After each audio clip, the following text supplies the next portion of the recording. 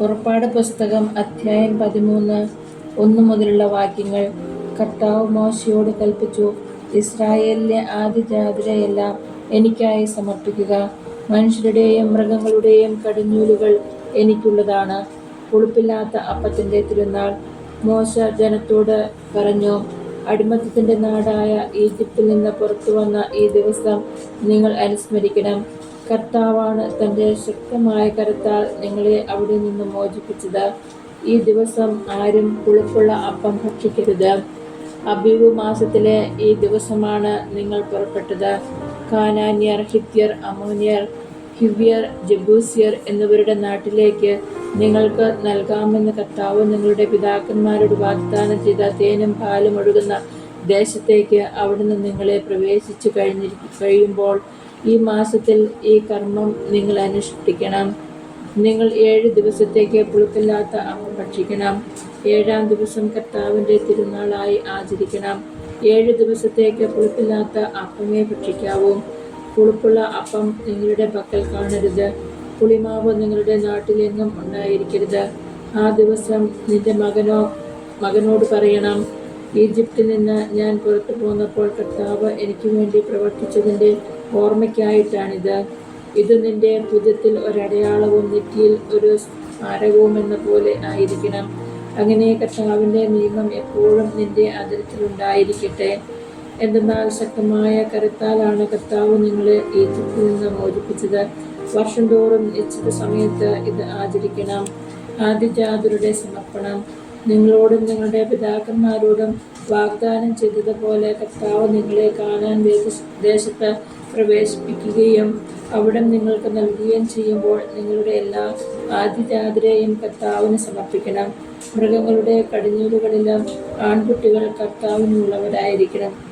എന്നാൽ ഒരു ആൺകുട്ടിയെ പകരം കൊടുത്ത് കഴുതിയുടെ കടിഞ്ഞൂലിനെ വീണ്ടെടുക്കാം. വീണ്ടെടുക്കുന്നില്ലെങ്കിൽ അതിൻ്റെ കഴുത്തു ഞെരിച്ച് കൊന്നുകളയണം. നിങ്ങളുടെ മക്കളിൽ ആദ്യജാതരെയെല്ലാം വീണ്ടെടുക്കണം. ഇതിന്റെ അർത്ഥം എന്താണെന്ന് പിൽക്കാലത്ത് നിന്റെ മകൻ ചോദിച്ചാൽ നീ പറയണം, അടിമത്തത്തിന്റെ നാടായ ഈജിപ്തിൽ നിന്ന് കർത്താവ് തന്റെ ശക്തമായ കരത്താൽ നമ്മെ മോചിപ്പിച്ചു. നമ്മെ വിട്ടയക്കാൻ ഫറവോ വിസമ്മതിച്ചപ്പോൾ ഈജിപ്തിലെ ആദ്യജാതരെ, മനുഷ്യരുടെയും മൃഗങ്ങളുടെയും കടിഞ്ഞൂലുകളെയെല്ലാം കർത്താവ് സംഹരിച്ചു. അതിനാലാണ് മൃഗങ്ങളുടെ കടിഞ്ഞൂലുകളിൽ ആൺകുട്ടികളെയെല്ലാം ഞാൻ കർത്താവിന് സമർപ്പിക്കുന്നത്. എന്നാൽ എൻ്റെ കടിഞ്ഞൂൽ പുത്രന്മാരെ ഞാൻ വീണ്ടെടുക്കുന്നു. ഇത് നിന്റെ ഭുജത്തിൽ ഒരടയാളവും നെറ്റിയിൽ ഒരു സ്മാരകവും എന്ന പോലെയായിരിക്കണം. എന്നാൽ തൻ്റെ ശക്തമായ കരത്താൽ കർത്താവ് നമ്മെ ഈജിപ്തിൽ നിന്ന് പുറത്തേക്ക് കൊണ്ടുവന്നു. മേഘസ്തംഭവും അഗ്നിസ്തംഭവും. ഫറവോ ജനത്തെ വിട്ടയച്ചപ്പോൾ ഫിലിസ്ത്യരുടെ ദേശത്തുകൂടിയുള്ള വഴിയായിരുന്നു എളുപ്പമെങ്കിലും അതിലെയല്ല ദൈവം അവരെ നയിച്ചത്. കാരണം യുദ്ധം ചെയ്യേണ്ടി വരുമോ എന്ന് ഭയപ്പെട്ട് മനസ്സുമാറി ജനം ഈജിപ്തിലേക്ക് മടങ്ങിയേക്കുമെന്ന് അവിടുന്ന് വിചാരിച്ചു. ദൈവം ജനത്തെ മരുഭൂമിയിലുള്ള വഴിയിലേക്ക് തിരിച്ചുവിട്ട് ചെങ്കടലിന് നേരെ നയിച്ചു. അവർ ഈജിപ്തിൽ നിന്ന് പുറത്തേക്ക് പോയത് ആയുധധാരികളായിട്ടാണ്. ജോസഫ് ഇസ്രായേൽക്കാരെ കൊണ്ട് സത്യം ചെയ്യിച്ചിരുന്നതനുസരിച്ച് മോശ ജോസഫിന്റെ അസ്ഥികളും കൂടെ കൊണ്ടുപോയി. ജോസഫ് അവരോട് പറഞ്ഞിരുന്നു, ദൈവം തീർച്ചയായും നിങ്ങളെ സന്ദർശിക്കും. അപ്പോൾ എൻ്റെ അസ്ഥികൾ ഇവിടെ നിന്ന് നിങ്ങളുടെ കൂടെ കൊണ്ടുപോകണം. അവർ സുക്കോത്തിൽ നിന്ന് മുമ്പോട്ട് നീങ്ങി മരുഭൂമിയുടെ അരികിലുള്ള ഏഥാമിൽ കൂടാരമടിച്ചു. അവർക്ക് രാവും പകലും യാത്ര ചെയ്യാനാവും വിധം പകൽ വഴികാട്ടാൻ ഒരു മേഘസ്തംഭത്തിലും രാത്രിയിൽ പ്രകാശം നൽകാൻ ഒരു അഗ്നിസ്തംഭത്തിലും കർത്താവ് അവർക്ക് മുൻപേ പോയി. പകൽ മേഘസ്തംഭമോ രാത്രി അഗ്നിസ്തംഭമോ അവരുടെ മുമ്പിൽ നിന്ന് മാറിയില്ല. അധ്യായം 14. ചെങ്കടൽ കടക്കുന്നു. കർത്താവ് മോശയോട് അരുളിച്ചെയ്തു, ഇസ്രായേൽക്കാരോട് പറയുക, നിങ്ങൾ പിന്തിരിഞ്ഞ് പിഹഹീറോത്തിന് മുമ്പിൽ മിഗ്ദോലിനും കടലിനും മധ്യേ ബാൽസെഫോസിന്റെ എതിർവശത്ത് പാളയമടിക്കുവേൻ. പാളയമടിക്കുന്നത് കടലിനടുത്തായിരിക്കണം. അപ്പോൾ ഫറവോ ഇസ്രായേൽക്കാരെ കുറിച്ച് പറയും, അവർ ഇതാ നാട്ടിൽ അലഞ്ഞു തിരിയുന്നു. മരുഭൂമി അവരെ കുടുക്കിലാക്കിയിരിക്കുന്നു. ഇസ്രായേൽക്കാരെ അനുധാപനം ചെയ്യത്തക്കവിധം ഫറവോയെ ഞാൻ കഠിനചിത്തനാക്കും. ഫറവോയുടെയും അവന്റെ സൈന്യങ്ങളുടെയും മേൽ ഞാൻ മഹത്വം വരിക്കും. ഞാനാണ് കർത്താവ് എന്ന് അപ്പോൾ ഈജിപ്തുകാർ മനസ്സിലാക്കും.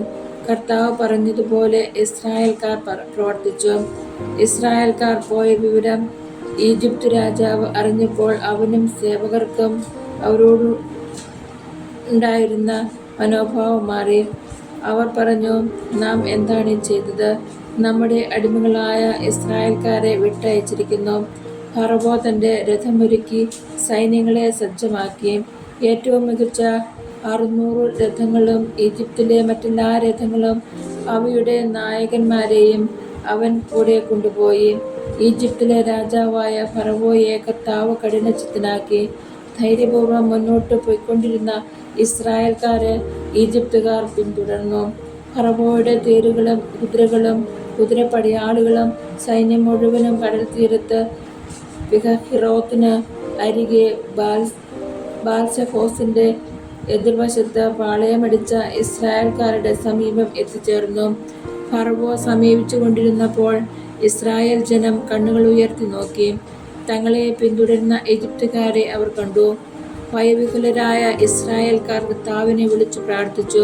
അവർ മോശയോട് ചോദിച്ചു, ഈജിപ്തിൽ ശവക്കുഴികളില്ലാഞ്ഞിട്ടാണോ നീ ഞങ്ങളെ മരുഭൂമിയിൽ കിടന്ന് മരിക്കാൻ കൂട്ടിക്കൊണ്ടുവന്നിരിക്കുന്നത്? നീ എന്താണ് ഞങ്ങളോട് ചെയ്തിരിക്കുന്നത്? ഈജിപ്തിൽ നിന്ന് എന്തിനാണ് ഞങ്ങളെ പുറത്തു കൊണ്ടുവന്നത്? ഞങ്ങളെ തനിയെ വിട്ടേക്കൂ, ഞങ്ങൾ ഈജിപ്തുകാർക്ക് വേല ചെയ്ത് കഴിഞ്ഞുകൊള്ളാം എന്ന് ഈജിപ്തിൽ വെച്ച് ഞങ്ങൾ നിന്നോട് പറഞ്ഞതല്ലേ?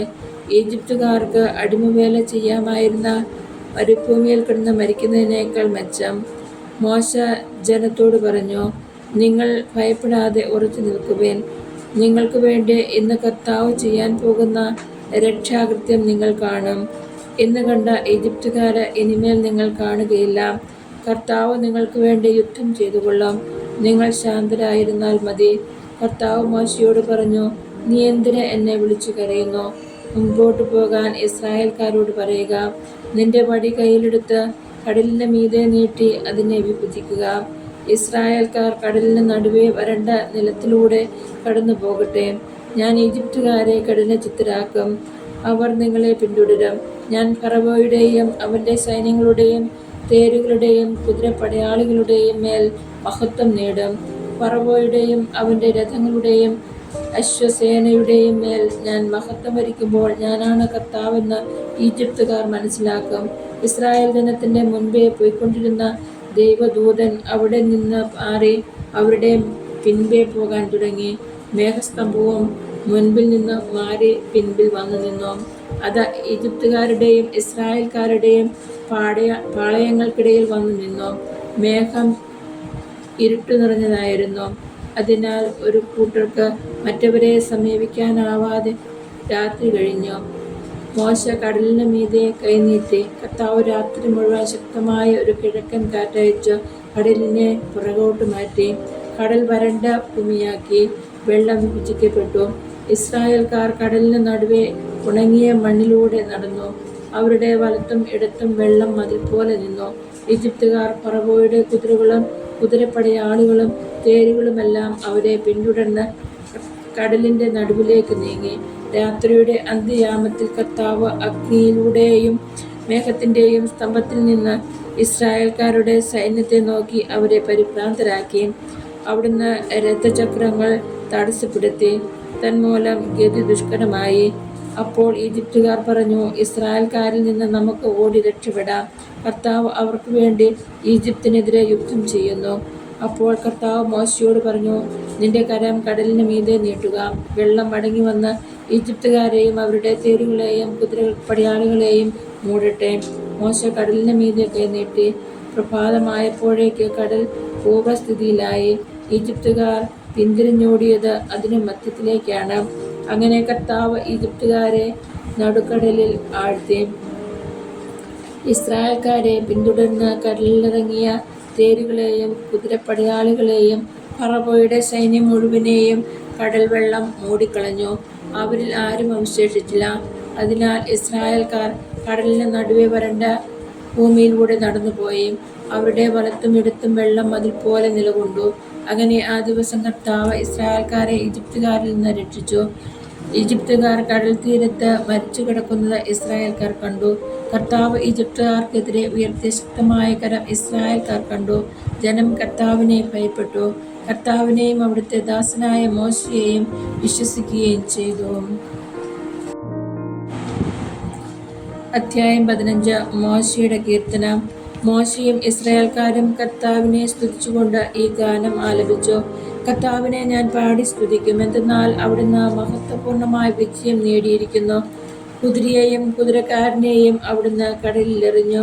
കർത്താവ് എൻ്റെ ശക്തിയും സംരക്ഷകനുമാകുന്നു. അവിടുന്ന് എനിക്ക് രക്ഷയായി ഭവിച്ചിരിക്കുന്നു. അവിടുന്നാണ് എൻ്റെ ദൈവം, ഞാൻ അവിടുത്തെ സ്തുതിക്കും. അവിടുന്നാണ് എൻ്റെ പിതാവിൻ്റെ ദൈവം, ഞാൻ അവിടുത്തെ കീർത്തിക്കും. കർത്താവ് യോദ്ധാവാകുന്നു. കർത്താവ് എന്നാകുന്നു അവിടുത്തെ നാമം. ഫറവോയുടെ രഥങ്ങളെയും സൈന്യത്തെയും അവിടുന്ന് കടലിൽ ആഴ്ത്തി. അവൻ്റെ ധീരരായ സൈന്യാധിപർ ചെങ്കടലിൽ മുങ്ങി മരിച്ചു. ആഴമേറിയ ജലം അവരെ മൂടി. അഗാധയിലേക്ക് കല്ലുപോലെ അവർ താണു. കർത്താവേ, അങ്ങയുടെ വലതുകൈ ശക്തിയാൽ മഹത്വമാർന്നിരിക്കുന്നു. കർത്താവേ, അങ്ങയുടെ വലതുകൈ ശത്രുവിനെ ചിതറിച്ചിരിക്കുന്നു. അനന്ത മഹിമയാൽ അങ്ങ് എതിരാളികളെ തകർക്കുന്നു. കോപാഗ്നി അയച്ച് വൈക്കോലെന്ന പോലെ അവരെ ദഹിപ്പിക്കുന്നു. അങ്ങയുടെ നിശ്വാസത്താൽ ജലം ഒന്നുകൂടി. പ്രവാഹങ്ങൾ നിശ്ചലമായി. കടലിൻ്റെ ആഴങ്ങൾ ഉറഞ്ഞു കട്ടയായി. ശത്രു പറഞ്ഞു, ഞാൻ അവരെ പിന്തുടർന്ന് പിടികൂടും. അവരുടെ വസ്തുക്കൾ ഞാൻ കൊള്ളയടിച്ച് പങ്കുവയ്ക്കും. എൻ്റെ അഭിലാഷം ഞാൻ പൂർത്തിയാക്കും. ഞാൻ വാളൂരും. എൻ്റെ കരം അവരെ സംഹരിക്കും. നിന്റെ കാറ്റ് നീ വീശി കടൽ അവരെ മൂടി. ഈയക്കട്ടകൾ പോലെ അവർ ആഴിയുടെ ആഴത്തിലേക്ക് താണു. കർത്താവേ, ദേവന്മാരിൽ അങ്ങേക്ക് തുല്യനായി ആരുണ്ട്? കർത്താവേ, വിശുദ്ധിയാൽ മഹത്വപൂർണനും ശക്തമായ പ്രവർത്തനങ്ങളിൽ ഭീതിദിനം അത്ഭുതങ്ങൾ പ്രവർത്തിക്കുന്നവനുമായ അങ്ങേക്ക് തുല്യനായി ആരുണ്ട്? അങ്ങ് വലതുകൈ നീട്ടി ഭൂമി അവരെ വിഴുങ്ങി. അങ്ങ് വീണ്ടെടുത്ത ജനത്തെ കാരുണ്യത്തോടെ അങ്ങ് നയിച്ചു. അങ്ങയുടെ വിശുദ്ധ വസതിയിലേക്ക് ശക്തിയാൽ അവിടുന്ന് അവരെ നയിച്ചു. ഇത് കേട്ട് ജനതകൾ ഭയന്നു വിറച്ചു. ഫിലിസ്ത്യർ ആകുലരായി. ഏദോം പ്രഭുക്കന്മാർ പരിഭ്രാന്തരായി. മോവാബിലെ പ്രബലന്മാർ കിടിലം കൊണ്ടു. കാനാൻ നിവാസികൾ മൃതപ്രായരായി. അങ്ങയുടെ ജനം കടന്നു പോകുന്നതുവരെ, കർത്താവേ, അങ്ങ് വീണ്ടെടുത്ത ജനം കടന്നു പോകുന്നതുവരെ ഭീതിയും പരിഭ്രാന്തിയും അവരെ കീഴ്പ്പെടുത്തുന്നു. അങ്ങയുടെ കരത്തിൻ്റെ ശക്തി അവരെ ശിലാതുല്യം നിശ്ചലരാക്കുന്നു. കർത്താവേ, അങ്ങ് അവരെ കൊണ്ടുവന്ന് അങ്ങയുടെ വിശുദ്ധ മലയിൽ അങ്ങേക്ക് വസിക്കാനായി ഒരുക്കിയിരിക്കുന്ന സ്ഥലത്ത് അങ്ങയുടെ കരങ്ങൾ സ്ഥാപിച്ച വിശുദ്ധ മന്ദിരത്തിൽ അവരെ നട്ടുപിടിപ്പിക്കും. കർത്താവ് എന്നേക്കും രാജാവായി ഭരിക്കും. ഫറവോയുടെ കുതിരകൾ തേരുകളോടും പടയാളികളോടും ഒന്നിച്ച് കടലിലേക്കിറങ്ങി ചെന്നപ്പോൾ കർത്താവ് കടൽ വെള്ളം അവരുടെ മേൽ തിരികെ പായിച്ചു. എന്നാൽ ഇസ്രായേൽ ജനം കടലിൻ്റെ നടുവെ വരണ്ട ഭൂമിയിലൂടെ കടന്നുപോയി. അപ്പോൾ പ്രവാചികയും അഹ്റോന്റെ സഹോദരിയുമായ മിരിയാം തപ്പ് കയ്യിലെടുത്തു. സ്ത്രീകളെല്ലാവരും തപ്പുകളെ എടുത്ത് നൃത്തം ചെയ്തുകൊണ്ട് അവളെ അനുഗമിച്ചു. മിരിയാം അവർക്ക് പാടിക്കൊടുത്തു. കർത്താവിനെ പാടി സ്തുതിക്കുവിൻ, എന്തെന്നാൽ അവിടുന്ന് മഹത്വപൂർണമായ വിജയം നേടിയിരിക്കുന്നു. കുതിരയെയും കുതിരക്കാരനെയും അവിടുന്ന് കടലിലെറിഞ്ഞു. മാറായിലെ ജലം. മോശ ഇസ്രായേൽക്കാരെ ചെങ്കടലിൽ നിന്ന് മുൻപോട്ട് നയിച്ചു. അവർ ഷൂർ മരുഭൂമിയിൽ പ്രവേശിച്ചു. മരുഭൂമിയിലൂടെ 3 ദിവസം യാത്ര ചെയ്തിട്ടും ഒരിടത്തും വെള്ളം കണ്ടെത്തിയില്ല. അവർ മാറ എന്ന സ്ഥലത്ത് വന്നു ചേർന്നു. അവിടുത്തെ വെള്ളം അവർക്ക് കുടിക്കാൻ കഴിഞ്ഞില്ല. അത് കയ്പുള്ളതായിരുന്നു. അക്കാരണത്താൽ ആ സ്ഥലത്തിന് മാറ എന്ന് പേര് നൽകപ്പെട്ടു. ജനം മോശയ്ക്കെതിരെ പിറുപിറുത്തു, ഞങ്ങൾ എന്തു കുടിക്കും? അവൻ കർത്താവിനെ വിളിച്ചപേക്ഷിച്ചു. അവിടുന്ന് അവന് ഒരു തടിക്കഷ്ണം കാണിച്ചു കൊടുത്തു. അത് വെള്ളത്തിലിട്ടപ്പോൾ വെള്ളം മധുരിച്ചു. അവിടെ വച്ച് അവിടുന്ന് അവർക്ക് ഒരു നിയമം നൽകി. അവിടുന്ന് അവരെ പരീക്ഷിച്ചു. അവിടുന്ന് അരുളിച്ചെയ്തു, നീ നിന്റെ ദൈവമായ കർത്താവിൻ്റെ സ്വരം ശ്രദ്ധാപൂർവം ശ്രവിക്കുകയും അവിടുത്തെ ദൃഷ്ടിയിൽ ശരിയായത് പ്രവർത്തിക്കുകയും അവിടുത്തെ കൽപ്പനകൾ അനുസരിക്കുകയും ചട്ടങ്ങൾ പാലിക്കുകയും ചെയ്താൽ ഞാൻ ഈജിപ്തുകാരുടെ മേൽ വരുത്തിയ മഹാമാരികളിൽ ഒന്നും നിന്റെ മേൽ വരുത്തുകയില്ല. ഞാൻ നിന്നെ സുഖപ്പെടുത്തുന്ന കർത്താവാണ്. അതിനുശേഷം അവർ ഏലീം ദേശത്ത് വന്നു. അവിടെ 12 നീരുറവുകളും 70 ഈന്തപ്പനകളും ഉണ്ടായിരുന്നു. അവിടെ ജലാശയത്തിന് സമീപം അവർ പാളയമടിച്ചു.